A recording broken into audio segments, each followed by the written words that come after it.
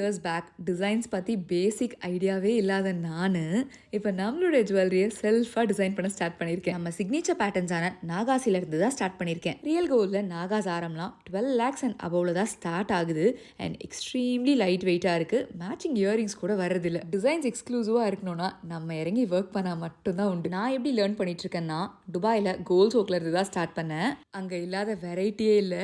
Real கோல்டில் face மாஸ்க்லாம் பண்ணி வச்சுருந்தாங்க. அநியாயமாக இருந்துச்சு. ப்ளஸ் ரெகுலராக பின்ட்ரெஸ்ட் செக் பண்ணிகிட்டே இருப்பேன். கோல்ட் ஷாப்பிங் போகிறப்பெல்லாம் ட்ரெண்டில் என்ன இருக்குது அண்ட் கோல்டு எக்ஸ்போ எங்கே நடந்தாலும் போய் செக் பண்ணுவேன். அவங்களெல்லாம் இன்ஸ்பிரேஷனாக வச்சு என்னுடைய ஸ்டைலில் நம்ம கஸ்டமர்ஸ்க்கு பிடிச்ச மாதிரி பண்ணியிருந்தோங்களா. அந்த கோல்டு ஆரம் கொடுத்து தான் பண்ணியிருந்தோங்களா. எனக்கு அவுட்புட் எப்படி வரும்னு தெரியல. பக்குன்னு இருக்குது. உண்மையாக சொல்லுங்கள், எதுவாக இருந்தாலும் ஓகே. சூப்பராக இருக்குது, செம்மையாக இருக்குது.